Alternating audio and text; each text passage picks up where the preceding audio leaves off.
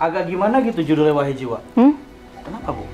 Itu sebetulnya penggalan dari puisi saya. Nah, cari di YouTube. Jadi saya ada yang namanya Wahai Jiwa. Gitu. Jadi sebetulnya banyak orang hidup itu menurut saya ada 3. Dipengaruhi oleh jiwa atau pikiran. Kemudian oleh hati. Hati itu kalau saya bilang bahasa Tuhan. Sebetulnya seperti kayak petunjuk. Ada Asmaul Husna yang ada di diri manusia. Wow, keren. Nah, kemudian yang ketiga adalah body. Body itu seperti kendaraan. Jadi kalau kita membawa mobil, kita naik mobil, badan kita adalah mobilnya. Pikiran itu jiwa kita adalah penumpangnya. Sebetulnya supirnya adalah hati kita, petunjuk Tuhan itu. Tapi kadang pikiran kita yang sering mempengaruhi si supir untuk mengendalikan jalannya laju mobil. Padahal mobil bilang, GPS-nya itu bilang ke kanan, tapi kita enggak. Menurut saya nih, berdasarkan saya, jadi pikiran kita yang mengendalikan itu. Makanya jangan mengambil keputusan di saat pikiran sedang kacau. Karena pasti suara hati tidak akan berbicara.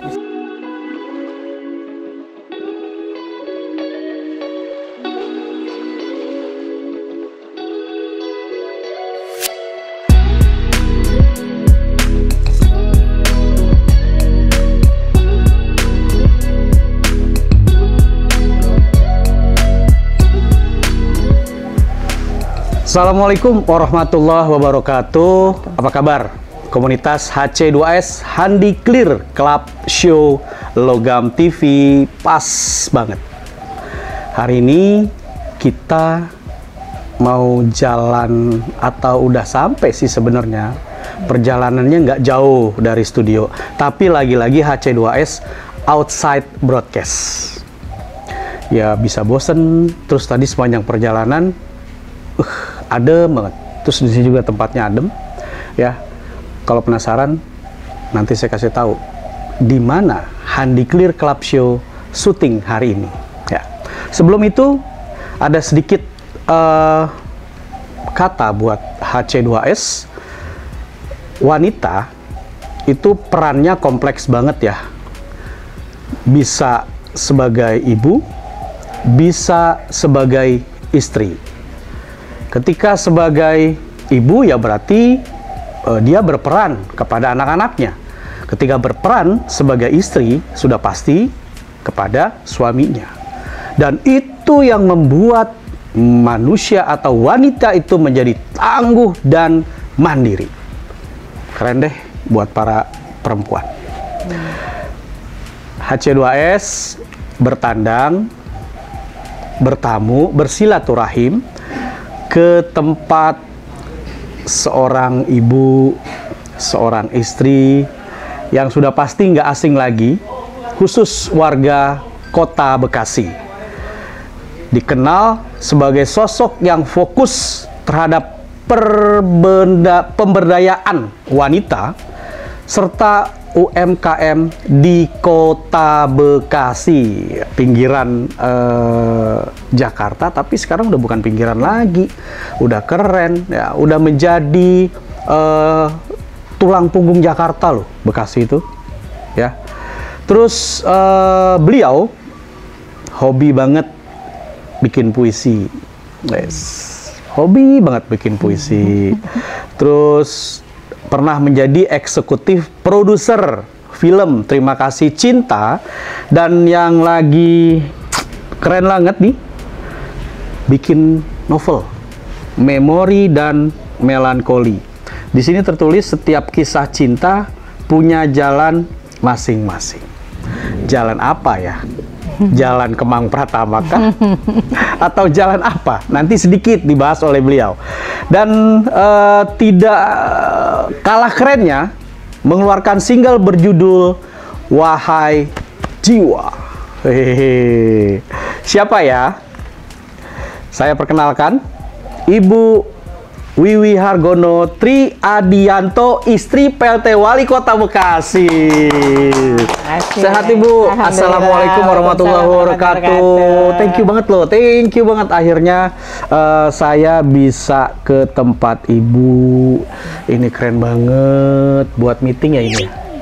Atau buat nerima warga? Ya, nerima warga, pengajian keluarga, sama keluarga. Pengajian juga warga juga, pokoknya tempat silaturahmi. Silaturahim, pengen tahu warganya seperti apa, atau sebaliknya biar deket gitu kan? Berarti nanti Lebaran open house dong di sini? Insya Allah kalau tidak ada PPKM. Nah, itu dia. Karena semua tidak bisa diprediksi sekarang. Iya, ya, betul. Ini keramiknya aja ini loh, HC2S batik ya? Iya. Ini berarti batik-batik gambaran apa nih? Solo, Bekasi, ada nggak sih Bu ini? Ini lebih banyak pada batik klasik. Jadi benar-benar, jadi basicnya batik. Itu kan berasal dari Jawa ya, dari Solo. Nah, jadi kita belajar bahwa sebetulnya batik itu kan perkembangannya luar biasa. Sekarang masing-masing daerah digali potensinya untuk memiliki ciri khas batik. Tetapi basic batik itu sendiri sebetulnya lebih di tanah jajaran Jawa, terutama Jawa Tengah, di kerajaan-kerajaan. Kalau dulu orang yang menggunakan batik itu benar-benar menunjukkan strata. Ya kan, ningrat, kemudian kalau misalnya abdi dalamnya seperti apa dan memiliki makna. Jadi makanya kalau kita benar-benar mendalami batik dan tahu batik yang sesungguhnya punya banyak makna. Sido mukti, sido luhur itu kan cita-cita gitu, cita-cita yang sebetulnya ketika orang mengenakan itu harapannya aura yang dijadikan cita-cita itu bisa menempel pada orang itu. Tuh kan HC2S baru mulai, tapi udah banyak banget makna yang bisa HC2S petik. Jujur Ibu, aku sebenarnya nggak terlalu suka batik. Oh iya? Ya, tapi punya dua lah batik yang akhirnya aku pakai, keren banget. Ini malah tadi sebenarnya mau masuk tuh aku bingung. Ini kalau kita nginjek kualat nggak ya gitu, soalnya kan yang jadi masalah udah punya batik Bekasi belum? Nah, berarti harus belanja ke UMKM-nya Bekasi nih, batik Bekasi. Yang di sini ya, batik Bekasi yang di... Banyak kok, sekarang udah sentra-sentra batik lupa aku tuh. Bekasi. Di ada proyek di ya? Proyek. Ada di Jalan Agus Salim, ada hampir semua. Nanti insya Allah saya sedang mendorong sekarang ini bersama Mas Tri, bagaimana setiap wilayah ada kampung tematik. Salah satunya adalah kampung batik. Gitu. Kampung tematik, di antaranya adalah batik ya. Yuk ngomong-ngomong Mas Tri, apa kabar Bu? Alhamdulillah baik. Alhamdulillah baik. Masih sehat. Ya. Doakan. Alhamdulillah. Hari ini lagi ada di mana nih? Detik ini nih, jam ini. Hari ini tadi informasi terakhir ada di kegiatan di wilayah Bantar Gebang. Karena tadi pagi ada deklarasi anti korupsi kalau nggak salah deh. Deklarasi anti korupsi. Sip, keren banget. Bekasi makin keren ya?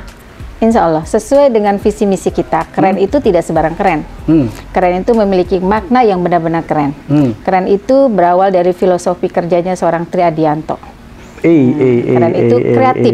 Keren itu kreatif. Energik. Responsif. Empati. Nyata. Ditularkan pada saya. Jadi setiap konsep-konsep yang kita diskusikan bersama, baik itu tentang keluarga, tentang pekerjaan saya, karena dulu saya juga bekerja, yuk diwujudkan secara nyata. Nah, itu menular dan saya coba kita tularkan pada seluruh masyarakat Kota Bekasi. Oh, keren itu kepanjangan. Oh iya. Keren makanya bukan sembarang keren. Energik, responsif, empati, nasional. Nyata. Oh iya, nyata. Oke. Baru tahu. Kalau nggak talk show sama Ibu nggak tahu saya. Berarti komunitas HC2S juga baru tahu juga nih jangan-jangan. Keren dibahas di sini. Alhamdulillah. Makanya kita selalu slogannya Bekasi keren. Iya, Bekasi keren. Bekasi yang semoga masyarakatnya dari mulai aparatur pemerintah sampai masyarakatnya kreatif, energik, responsif, empati dan nyata. Oke, beberapa tahun yang lalu teman-teman nanya, tinggal di mana Han?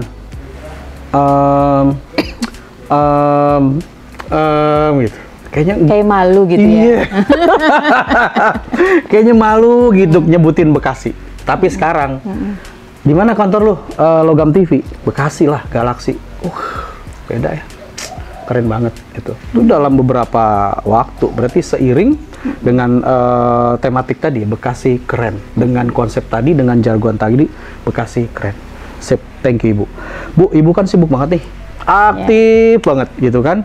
Udah setiap jam pasti setiap hari udah punya jadwal. Makanya tadi off air-nya aku ngobrol sama Mbak Nilam, apa Mbak Mutia. Mbak Mutia. Berarti 24 jam kurang ya buat Ibu? Kurang. Kadang tuh sehari ada sampai 36 jam. Masya Allah. Cuma yang jadi pertanyaannya adalah ketika Ibu sibuk nih kegiatan sehari-hari, itu boleh nggak sharing Bu, seperti apa sih kegiatan sehari-harinya sebagai seorang ibu, juga sebagai seorang istrinya Mas Tri? Jadi kalau kita bicara peran wanita itu kan sebenarnya ada 3. Tadi udah disebutin ya. Sebagai istri, sebagai ibu, kemudian sebagai makhluk sosial yang butuh juga makhluk yang lain. Gitu, ya. Nah, sebagai istri saya pasti mendampingi.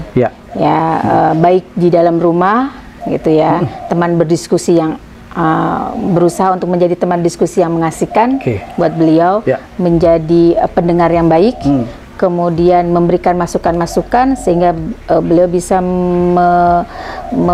menjadi pemimpin yang bijaksana, baik di dalam keluarga maupun di luar. Alhamdulillah. Kemudian sebagai ibu pastinya saya mendidik anak-anak saya dengan sebaik-baiknya gitu ya, sesuai dengan karakter dan anak dan sesuai dengan perkembangan. Betul. Dan sebagai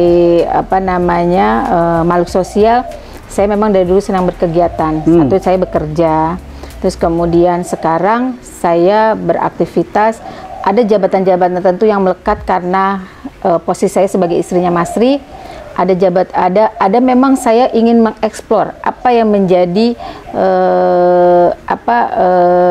keinginan saya, yang saya anggap itu menjadi potensi buat saya, termasuk di dalam membangun kota Bekasi. Kalau ditanya kegiatannya ya pasti dari pagi bangun subuh ya, itu biasanya saya diskusi sama Mas Tri habis subuh sambil ingin sama ini anak gitu kan. Terus kadang masih di sini menyiapkan tanda tangan berkas-berkas, saya nemenin gitu ya. Sampai masih berangkat, baru saya juga bersiap-siap diri untuk berangkat. Kami kadang bekerja di sini sambil ngobrol apa yang saya kerjakan, menulis dan lain-lain. Sampai nanti beraktivitas. Tetapi saya juga tidak melupakan tugas saya sebagai ibu. Walaupun dulu saya juga bekerja, walaupun saya di mana saya ada grup yang memantau di kegiatan di rumah. Jadi saya tanya, anak saya hari ini ngapain? Anak saya kasih jadwal yang lumayan ini supaya tidak hari-harinya tidak terisi dengan hal-hal yang menurut saya di luar jangkauan saya. Itu salah satu. Terus kemudian selebihnya ya hobi saya. Hobi saya kemarin saya masih bersekolah, jadi saya belajar juga mempersiapkan tugas-tugas sebagai mahasiswa, sebagai mahasiswi ya. Kemudian sekarang saya mengajar, jadi saya mempersiapkan materi-materi, bahan-bahan saya mengajar juga.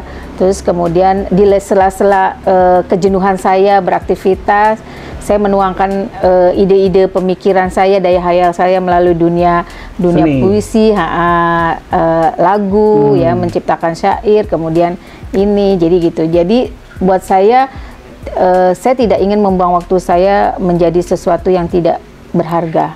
Karena hidup cuma sekali, jadi nikmati dan harus bahagia. Gitu. Waduh, kuat nggak ya kira-kira kita nih kalau seperti itu? Kuat lah, mau saya aja bisa. Oke. Tapi masih sempet dong nyiapin makanan buat Mas Tri? Oh iya, kalau pagi. Apa sih makanan kesukaannya kalau pagi? Nasi goreng atau apa gitu? Enggak. Jadi seiring dengan usia, justru lebih simple buat saya. Jadi masih dari dulu juga nggak pernah rewel, karena nggak tahu ya didikan orang tua juga mungkin ya. Terus tahu juga mungkin dengan kesibukan saya juga dulu bekerja. Jadi justru yang simple-simple. Kalau dulu masih mau dimasakin nasi goreng dan lain-lain. Justru sekarang malah enak. Udah potongin buah, salad, selesai. Gitu. Yang penting diingatkan minum obat dan lain-lain vitamin. Udah. Iya. Itu aja. nggak pernah macam-macam Neko. Justru sekarang mengurangi yang namanya makan makanan berat, karena pasti ketemu warga disuruh makan. Kalau di rumah justru malah tidak terlalu merepotkan buat saya gitu. Justru tetapi pada saat Mas Ri pulang pasti yang dicari adalah mama mana. Nah, temani saya makan. Gitu. Walaupun bukan makanan yang gimana gitu, tapi yang pertama dicari adalah saya. Begitu saya sudah menampakkan ini anaknya mana gitu. Manggilnya mama ya? Iya. Oke. Mas Ri tuh kalau di Logam TV kan ada Touch Adechan tuh ya. Nanti Bu Wiwi coba deh ke Logam TV YouTube. Itu Touch Adechan kemarin Selasa, nanti malam juga ada Selasa, kita live setiap Selasa tuh Touch Adechan. Kami diskusi soal numerologi dan alhamdulillah yang aku hadirkan master numerologi. Jadi pas kemarin itu ngebahas tentang tipe 3. Hitungan ya? Ya, tipe 3. Itu Mas Ri. Tipe 3 itu tanah. Secara fisik kuat, mampu menarik kesejahteraan. Itu kalau dilihat tipe tanah. Rootnya apa Mas Ri? Ya? Kalau di hitungan numerologi rootnya apa? 3, tipe 3 tanah. 3 ya? Kan 4 Januari 1970 betul? Bener nggak? Kok 3 Januari 1970 ya betul. Dihitung di jumlah hasilnya 3 dan itu tipe tanah. Tipe tanah tipe yang memang workaholic. Iya betul. Fisiknya kuat. Iya. Punya imajinasi yang sangat luas. Terus harusnya Mas Tri ini bergerak di bidang pertanian atau alam. Itu cocoknya. Dulu pernah kuliah sempet waktu itu diterima di apa tuh namanya Universitas Sudirman. Di jurusan pertanian. Tetapi karena memang waktu itu diterima di sekolah kedinasan dan memang bukan dari keluarga yang mapan, sehingga memilih sekolah kedinasan. Sehingga itu di ini karena begitu itu langsung kerja. Gitu. Harusnya jadi insinyur pertanian. Ya, tapi kalau dia jadi insinyur pertanian nggak ketemu saya. Karena saya di Bekasi, dia kan di Purwokerto. Iya, di Unsur ya. Itulah jodoh ya. Betul. Bu, sebelum lanjut lagi, ini saya penasaran nih, Memori dan Melankoli. Berapa lama bikin buku ini, Bu? Berapa lama ya? Nggak sampai sebulan. Serius? Serius. Setiap malam saya nulis. Wow, ini ceritanya tentang apa sih? Kok ada bahasa setiap kisah cinta punya jalan masing-masing. Ini ada yang curhat atau gimana? Jadi gini, ini buku tercipta karena keinginan saya, begitu menjadi istri wakil wali kota Bekasi. Saya pingin bagaimana ya menggugah minat baca dari kalangan muda sampai tua, tapi memiliki nilai edukasi, gitu ya. Edukasinya pada artinya anak muda juga pasti mengalami gitu lah, mengalami hal-hal yang seperti ini, sehingga bahwa apapun yang menjadi perjalanan hidup itu diikuti dan intinya adalah mengikuti orang tua itu tidak ada ruginya gitu loh. Begitu juga ketika orang dewasa, artinya orang sudah berumah tangga, membaca ini harapannya dia nginget waktu dia ngejar-ngejar pasangannya. Nah, sehingga dia akan jatuh cinta tuh, nginget lagi kan, wah dulu waktu ngejar-ngejar seperti ini. Ya. Gitu. Harapannya akan jatuh cinta berkali-kali. Reminder ya, Kadang kan orang suka lupa ketika dulu mendapatkan kayak apa gitu kan. Ngerasa udah dalam genggaman, udah deh dicuekin aja. Keren. Gitu. Oke. Nanti saya baca deh. Tapi bukan berarti saya lupa dulu dapetnya.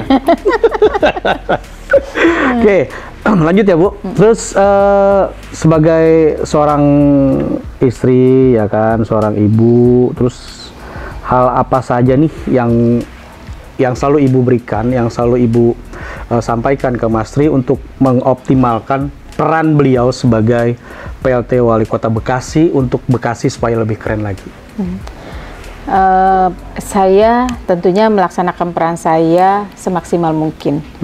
Semampu saya, baik di bidang baik di secara organisasi kewanitaan yang memang saya menjadi otomatis menjadi ketuanya, ataupun saya menggali potensi dari masyarakat sekitar.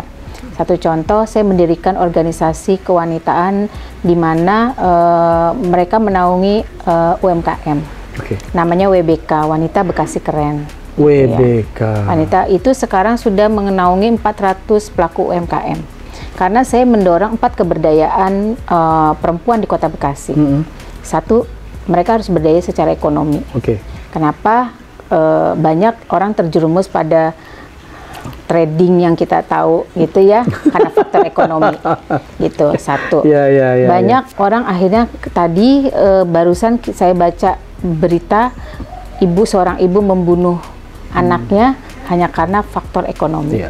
Gitu ya. Artinya ataupun kita istri-istri yang memang sudah mapan tetapi ketidakmampuan mengelola keuangan dengan baik, lebih besar pasak, lebih besar tiang, itu juga akan berpengaruh juga. Sehingga faktor keberdayaan ekonomi utama gitu ya. Harapannya ketika seorang perempuan bisa menggali faktor ekonomi tadi di dalam dirinya, apapun yang bisa dia kerjakan, dia akan berdaya secara psikologi. Dia akan punya rasa percaya diri. Dihargai pasangannya, nggak disepelein. Banyak kadang istri saya mah cuma kerjanya di dapur, bisanya begini tersepelekan, terabaikan. Banyak katanya sinetron mah jeritan hati suara istri kan, gitu. Ya kan? Akhirnya nggak dihargai. Makanya saya tersinggung itu. Kok jeritan hati seorang istri doang? Bagaimana suami? Iya, gitu ya? makanya. Di situ akhirnya tidak begitu. Orang tuanya tidak menghargai satu sama lain, akhirnya tidak dihargai juga sama anaknya. Akhirnya dengan lingkungannya pun sama. Nah, harapannya dia punya keberdayaan nanti secara psikologi. Yang ketiga ada keberdayaan secara ideologi.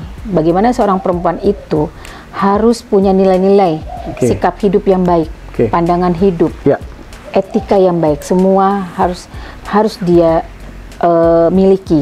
Belajarnya dari mana? Keberdayaan 4. Baik itu dari orang tua maupun 4 ada spiritual. Belajar agama dengan sebaik-baiknya. Semua agama mengajarkan kebaikan. Yang tidak baik itu orang yang tidak beragama. Gitu kan. Sehingga tidak punya hati nurani dan empati dan lain-lain. Kalau seorang perempuan miliki 4 keberdayaan tadi, dia akan mandiri.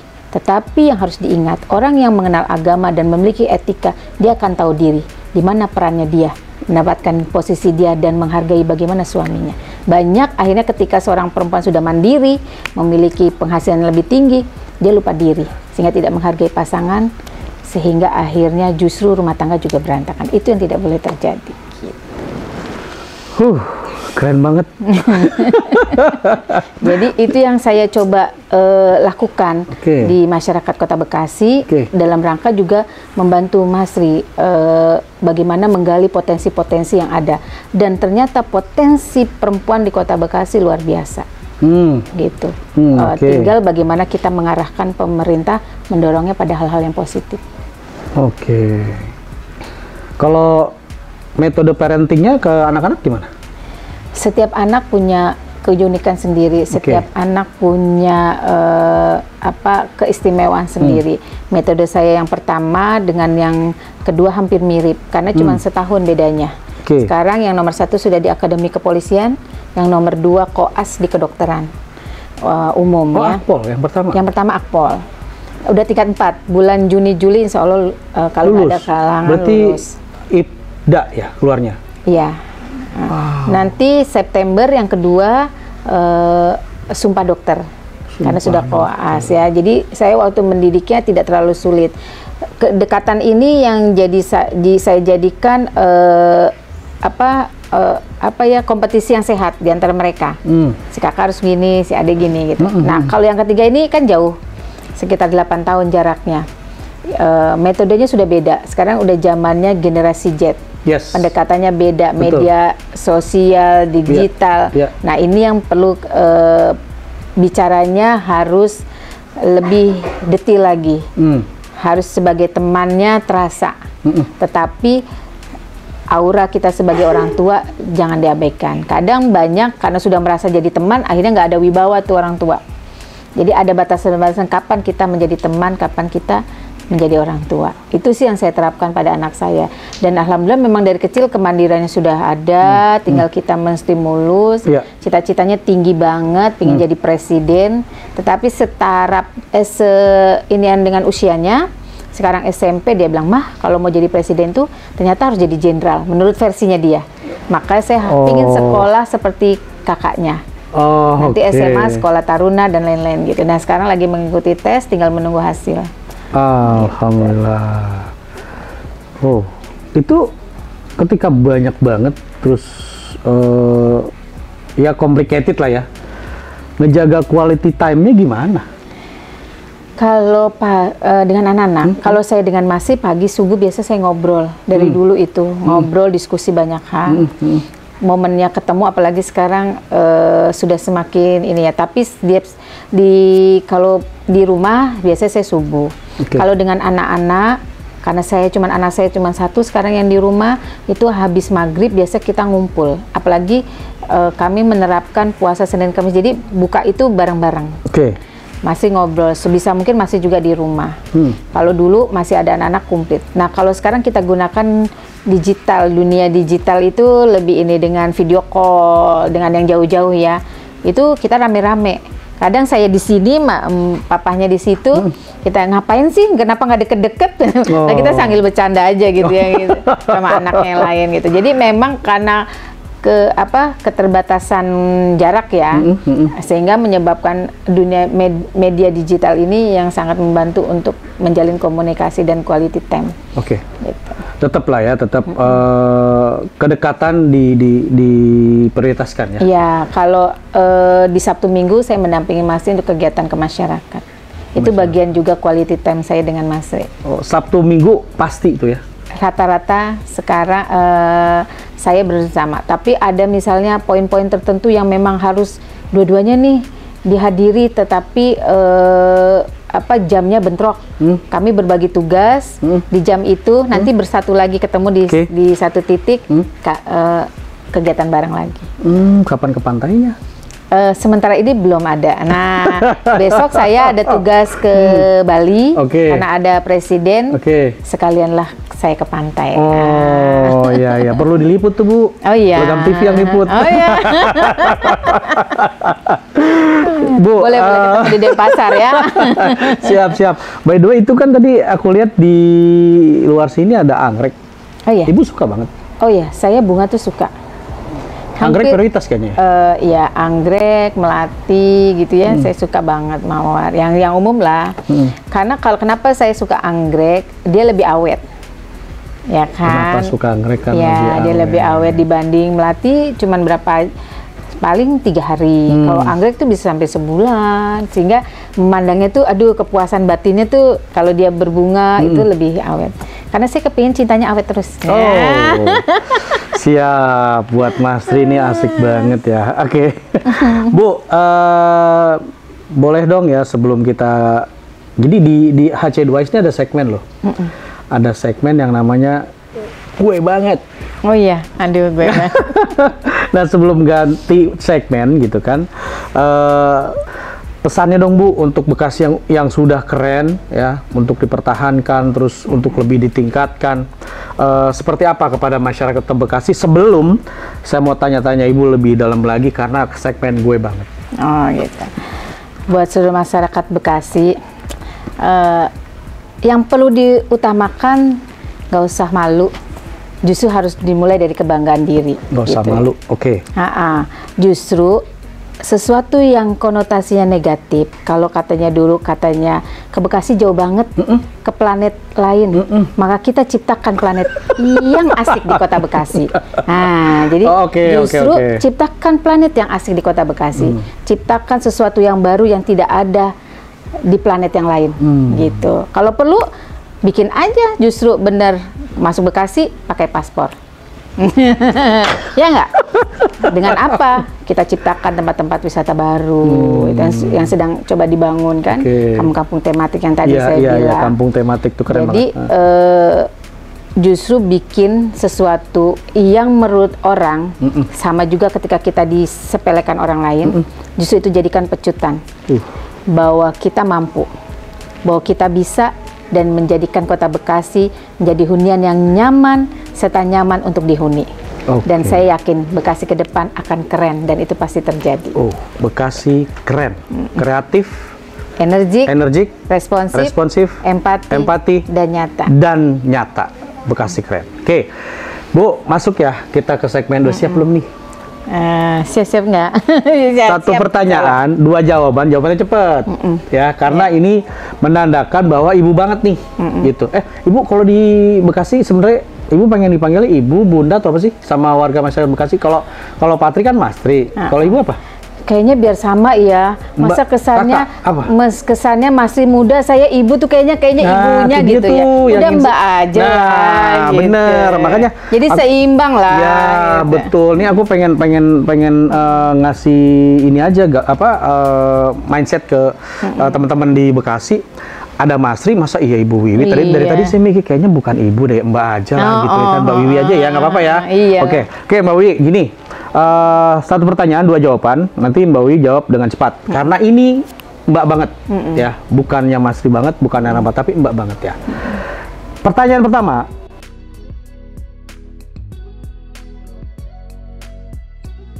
Gue banget. Sepedahan atau senam? Sepedahan. Kenapa?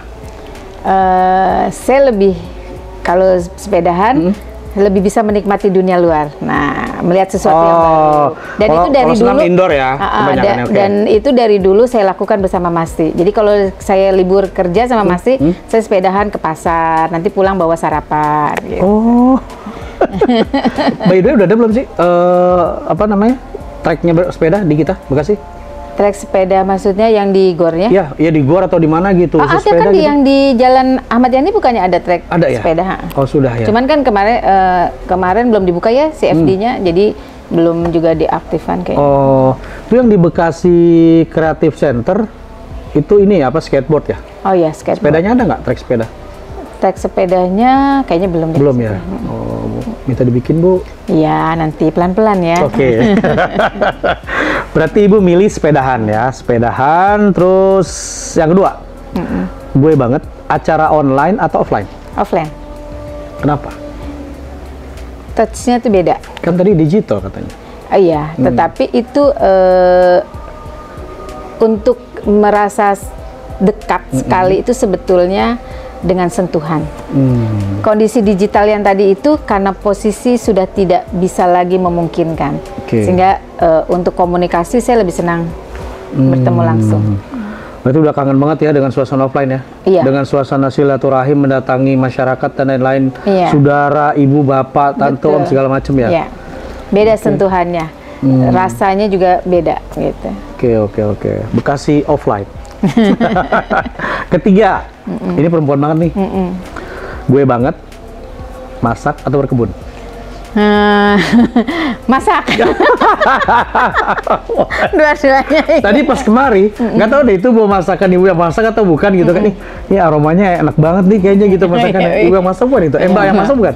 Iya, Mbak yang masak. Oh, gitu ya? Tapi biasanya request saya atau requestnya anak. Gitu.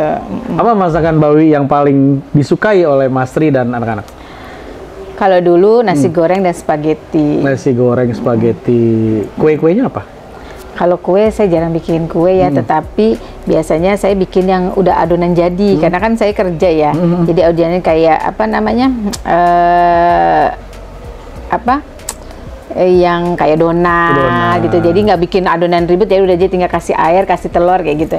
Dan lebih simpel-simpel lah, karena memang dari dulu waktu saya untuk banyak terjun ke dapurnya kurang, kecuali memang tidak ada pembantu sama sekali. Kalau saya tidak ada pembantu, ritmenya adalah saya udah bikin tuh sayuran, jadi udah saya potong-potong, saya masukin tempat, jadi begitu saya pulang kerja sering. Jadi saya udah ter-mindset dalam hari ini saya masak apa. Oke. Gitu. Berarti serba di plan loh kalau Mbak Wiwi ini. Ya, keren banget. Memang harus begitu. Loggers memang harus di plan supaya apa yang akan kita lakukan itu memiliki result yang bagus. Ya. Nah, kan mau Ramadan nih. Biasanya Ramadan Ibu masakan favoritnya apa? Minumannya, terus kudapan takjilnya apa biasanya? Yang selalu ditunggu-tunggu pasti kayaknya semua warga Kota Bekasi deh. Kalau minumannya kita nggak macam-macam, teh tawar hangat, masih itu udah harga mati lah pokoknya itu. Tapi kalau yang itu biasanya lontong, bakwan, kacang. Nih anak saya yang di kedokteran, nanti kata mau pulang di awal Ramadan, pokoknya selama seminggu aku di rumah Mas, siapin tuh yang namanya bakwan, sambal kacang sama lontong. Udah itu. Pokoknya nggak mau macam-macam. Pokoknya harus ada itu. Oh ya udah. Jadi itu. Kolaknya apa biasanya? Kalau kolak bisa senangnya Masri adalah kolak pisang. Kolak pisang. Oke. Gampang lah ya. Oke. Terus selanjutnya adalah gue banget. Oh ini pasti jawabannya yang si ini nih. Nyanyi atau bikin puisi? Nyanyi. Ih, kok nyanyi? Dari kata-kata syair sebuah lagu itu bisa menghasilkan puisi. Oh gitu. Atau dibalik sebaliknya. Atau dibalik. Jadi kadang saya mendengarkan misalnya lagu yang dinyanyikan siapa gitu, Obi Mesa, itu bisa menjadi sebuah syair puisi yang berbeda maknanya. Kalau misalnya Obi Mesa sedih, ini saya bisa jadi gembira. Oh, di cover gitu maksudnya? Bukan di cover. Jadi ini sebetulnya dua pilihan yang sulit buat saya. Karena harus ngorbanin salah satu ya. Tapi saya lebih dengan nyanyi. Dengan nyanyi itu kan bernada. Oke. Bernada sehingga membuat saya merasa aura kegembiraan itu ada. Membuat rileks itu ada. Entah itu lagunya sedih, entah itu lagunya gembira. Saya membuat saya rileks sehingga saya bisa berpikir berkreasi yang sifatnya seni gitu. Makanya ketika saya ingin habis kegiatan, saya pasti tuh dengerin musik dulu. Oh, dan itu semua mood booster ya? Iya. Mood booster ya? Itu semua anak-anak saya juga gitu, metode belajarnya juga gitu. Oh, sebagai mood booster, siap-siap. Tadi lagu Ibu apa yang single itu judulnya? Wahai Jiwa. Wahai Jiwa, boleh dikit aja? Aduh. Tadi soalnya request ada tuh banyak banget. Wahai Jiwa. Refnya deh. Bersabarlah dalam lara, jangan pernah ragu akan kehendaknya. Percayalah semua akan indah, itu janji Tuhan pada hamba-Nya yang bertakwa. Bersabarlah dalam lara, jangan pernah ragu pada kehendaknya. Percayalah semua akan indah, itu janji Tuhan pada hamba-Nya yang bertakwa. Ini Ramadan bisa viral loh ini. Di Ramadan viral loh ini. Silakan viral dong. Oke, terakhir Bu, gue banget. Apa iya nih yang ini? Kalau dipilih, bingung saya nih. Menjahit atau berakting? Berakting. Acting. Tapi jahit bisa dong. Bisa dikit jahit kancing baju, Oke. baik jahit yang ini. Kalau suruh jahit mesin saya nggak bisa karena nggak pernah belajar memang. Oke, acting yang kayak gimana nih? Yang film kemarin tuh eksekutif produser main nggak sih? Saya Mbak? nggak main. Nggak main ya? Saya nggak main, anak Cuma saya yang eksekutif produser main. aja? Oke. Terima kasih cinta ya. Karena Emang pernah ini teater atau apa gitu? enggak, kan kita hidup sehari-hari juga beracting. Oke, ya. Setuju. Jadi Setuju. sesedih apapun misalnya apapun yang saya alami di luar di luar rumah karena pekerjaan, ketika masih pulang anak-anak saya pulang, saya nggak pas menampilkan posisi suasana hati saya, maka saya harus berakting. Makanya acting lah yang harus kita juga sebagai perempuan ya, menurut saya itu harus juga di ini. Nanti pada saat momennya udah pas, baru kita bercerita. Menangislah kalau memang harus menangis. Tertawalah harus tertawa gitu. Jadi hidup sesungguhnya adalah acting. Oke. Life is acting. Oh, keren. Ya Bu, sedikit Bu. Bisa juga jadi apa closing statementnya Ibu nih. Kita mencoba untuk melihat sisi sosialnya Bekasi, ya. Menurut Ibu, Bekasi ini harus gimana? Yang notabene dengan sosial Bekasi, mau diapain sih dari sisi sosialnya ini Bekasi? Kalau Ibu UMKM-nya kan sudah gape banget lah ya, udah gape banget, udah nguasain banget. Nah sekarang bagaimana dengan sisi sosial bermasyarakat di kota Bekasi? Ya, sesuai dengan tadi filosofi keren tadi kan ada responsif dan empati. Iya. Sehingga kalau kita bicara sosial, ya kalau orang bersosial itu banyak macamnya kan, niatnya seperti apa. Tetapi bentuk apapun niatnya itu sudah satu bentuk ada rasa empati. Tinggal bagaimana meluruskan sehingga tidak hanya sekedar melakukan action, tetapi juga ada nilai yang juga nanti kita bawa untuk bekal nanti gitu. Itu sih. Jadi kalau saya lihat jiwa sosialnya masyarakat Kota Bekasi sudah tinggi banget. Alhamdulillah. Bekasi itu tidak punya sumber daya alam, yang ada adalah sumber daya manusia. Betul. Tinggal bagaimana kualitas sumber daya manusianya ini yang harus kita isi dengan baik. Gitu.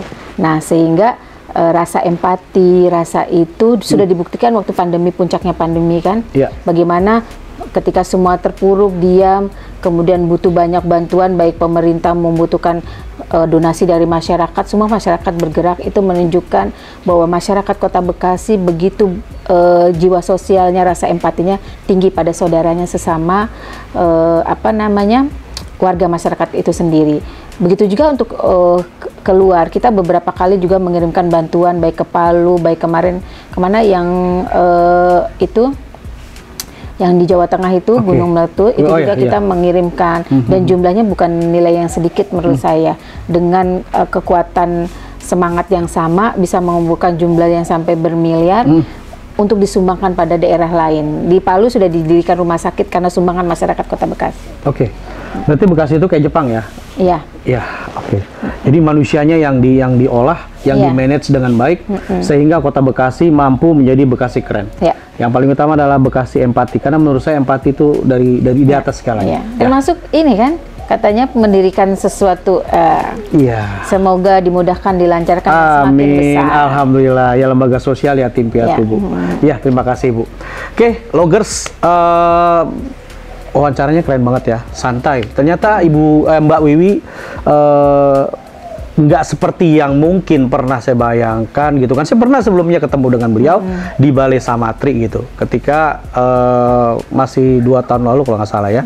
Tapi sekarang sudah terlihat jelas nggak ada gap loh, beneran antara saya, tim Logam TV dan Mbak Wiwi nggak ada gap gitu.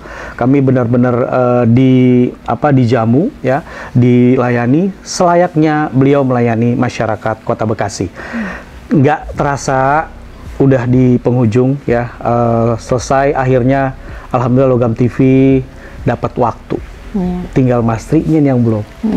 Mohon maaf ya kemarin agak lama karena memang nggak apa-apa. Kegiatannya memang padat. Keren banget, alhamdulillah. Yang penting kami sudah mendapatkan interview langsung, dan ini informasi buat teman-teman Kota Bekasi, buat komunitas Handi Clear Club Show.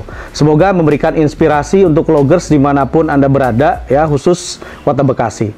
Akhir kata, saya Handi Nasti, tuan rumah Handi Clear Club Show, dan Wiwi Hargono Tri Adianto. Mbak ya, panggilnya jangan Ibu. Kita undur diri. Jangan lupa untuk like, subscribe, komen, share video Logam TV. Pas banget. Wassalamualaikum warahmatullahi wabarakatuh. Merdeka. Terima kasih Kota Bekasi keren. Slogan saya.